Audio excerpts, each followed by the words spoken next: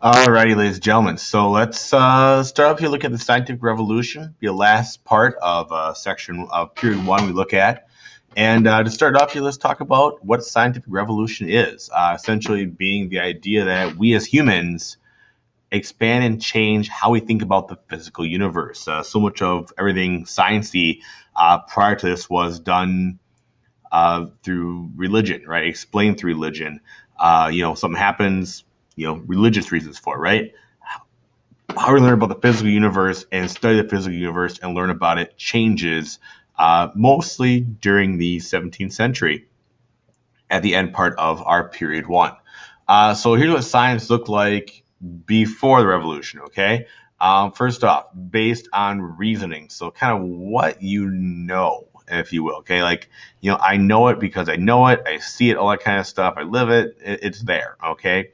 The idea of I can't see it means it doesn't exist on this idea. Germ theory, big thing here, right? I get sick. I don't know there's little critters living inside of me, that kind of stuff.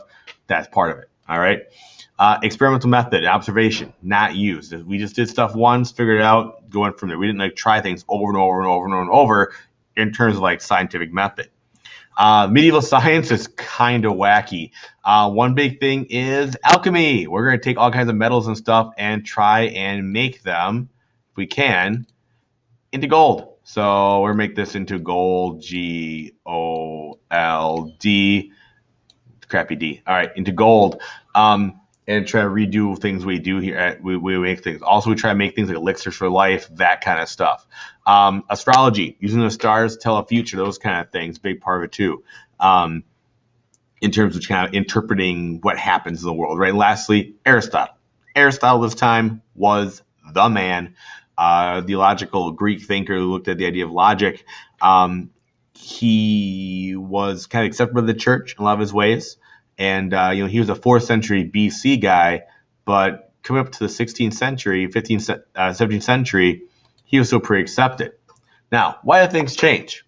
Great question, right? Things change for a lot of reasons, okay? The first one is the rise of universities, okay? So we now have universities. Now, you can notice here you have teacher person, okay? You have all the student people right here. You notice right here, dude sleeping. Tanner, that's you. And so we have these universities where studies and sciencey type things are happening. At least people are learning about stuff, thinking about stuff. We have contact with non-Western world as well. So especially the Muslim world is a big part of this, where some of the documents and thinking that got destroyed the fall of the Roman Empire, it survives on in the Muslim world. And the more contact we have with that part of the world, the more things we learn from them and get things back. Renaissance, part of it too. Humanism is part of it. Thinking about stuff, thinking outside the box, thinking away from the church in more of a secular manner plays a role here. Also, I remember who was the big patrons of humanism were the rich, the Medici, that kind of stuff. The rich, like the Medici, like this guy down here, right? They're also part of this whole idea of science. Not only are they patrons of art, they're also patrons of science too, and also have a lot of new ideas. Reformation plays a big role here too in terms of challenging the current way of thinking. As guys like Luther and Calvin challenged the Catholic Church, people also start challenging the status quo. Many aren't as afraid to, voice their ideas. Exploration plays a big role here as well. The idea of how can we find new technology, new ways, new math, new science, new astronomy to get us from point A to point B and get us there alive. A lot of kings and queens and monarchs pay lots of money to have very, very smart guys try to figure out how their ships get places quicker. And part of that greed and stuff will lead new scientific ideas as well. Let's start with Ptolemy. We talked about the Ptolemaic geography and looked at the Ptolemaic map earlier. He was this guy, a 2nd century Greek astronomer, so hundreds, years. Okay, so 1,500 years his idea has been around. He had drew all the ideas of current astronomy and geography and mathematics. He was a Hellenistic Egyptian, so part of Egypt that Alexander Great conquered. And what he created was what we call the geocentric model. So here we have the Earth, right, in the middle, and everything out there in the world goes around the Earth, okay? So here's the sun, bright yellow sun. It's going to go around the Earth versus what we know today as the Earth go around the sun. Essentially, we kind of thought we were the middle of everything. A little conceited possibly, but hey, there you go.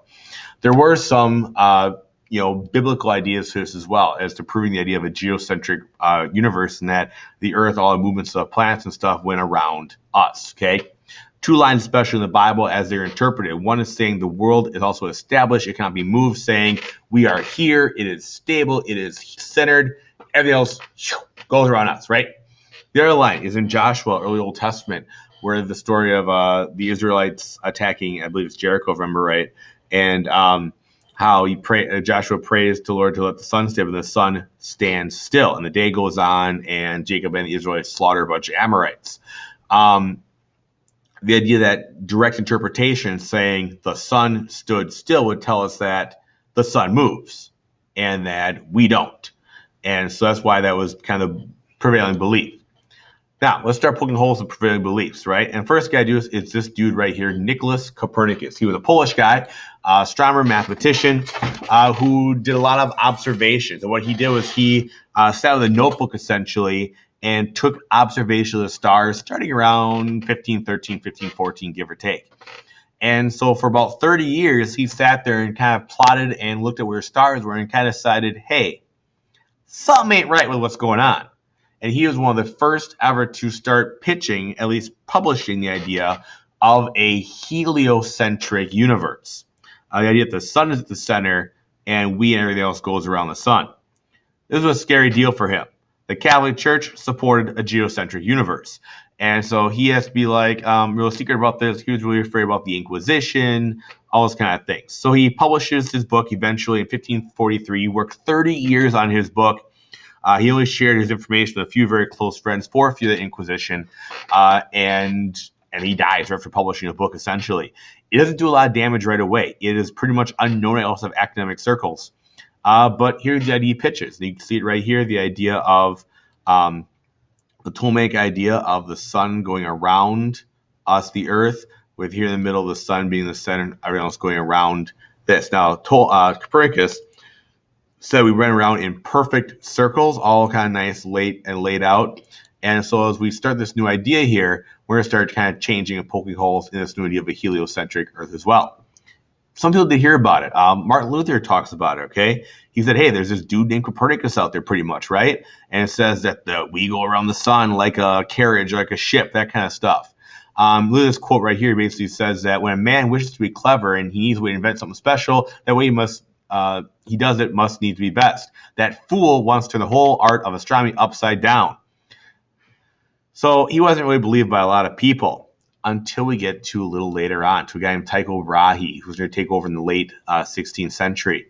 Tycho Brahe was a Danish astronomer, did a lot of observations, and he accumulated all this astronomical data. Kind of a cool dude. Kind of unique in that he had a fake nose. Supposedly he got in a fight at a wedding party.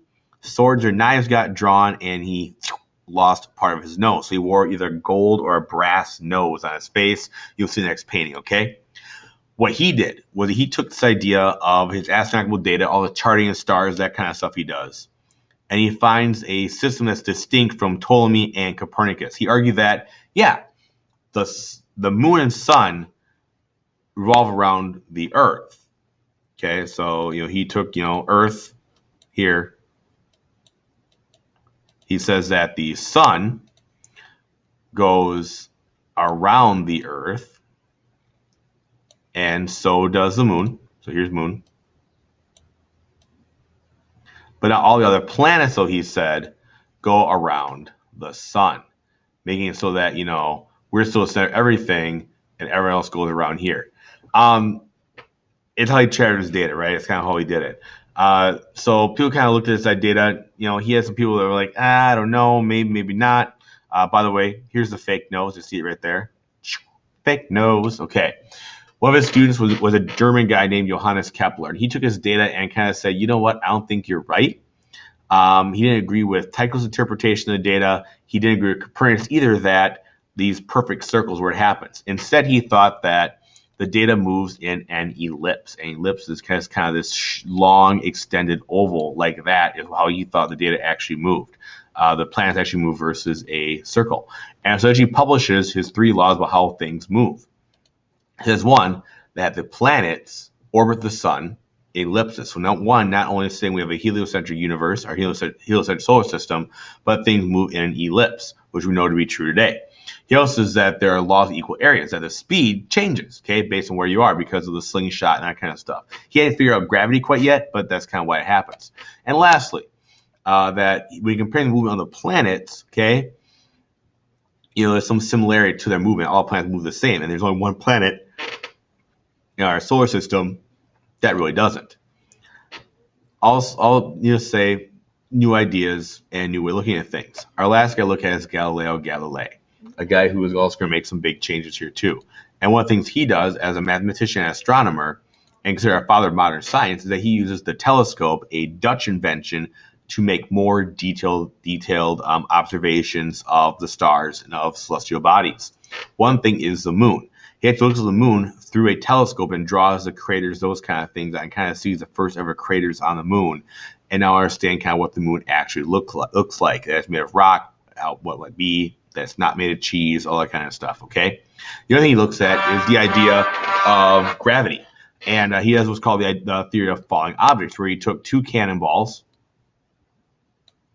of equal density, equal shape, but different weights. And the old way thought that the heavier one should fall a lot faster, and it would keep going. He dropped off the Leaning Tower of Pisa, found that they both hit the ground at the same time, even though they were a different weight, and that Aristotle basically was wrong, disproving Aristotle. And eventually we figured out that, also with physics, the laws of constants, all that kind of stuff, terminal velocity, those ideas fit in here too, okay? Long story short, kind of gives us the first start of that. I'm not a physicist. I know it's okay. I'm sorry. But he disproves Aristotle, publishes it, kind of gets on the church's bad side already. Use a telescope a lot, though. His telescope is one of the things that is invented in the Netherlands by those great Dutch inventors, right, who did things like microscopes and telescopes. He uses it to help chart the celestial bodies and see more things. One cool thing they see is they see a really bright star for 2 years, and it goes away, and the star exploding. Pretty sweet, right? He writes a book, The Dialogue of the Two Chief Systems of the World, essentially looking at Aristotle, Ptolemy, Copernicus, and trying to argue this whole idea of geocentric versus heliocentric, right?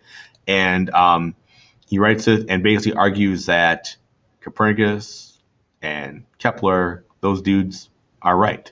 And that he argues in favor of a heliocentric model of the universe. The church gets a hold of it. They're not very pleased. And as part of their being proved wrong here, and they condemn him as a heretic based off what he's writing and the conception of the universe, saying that it's truly a geocentric universe. You're basically talking against the Bible and how it says that the sun stood still, that kind of stuff, right? And that it can't happen.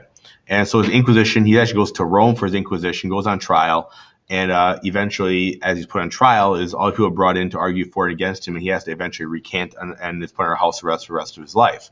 But one of his first big moves we see in science to start challenging status quo and look at how the world is around us. This will be part one, guys. We'll look at part two for next week, which will involve taking a peek at the idea of reason as well as medicine also.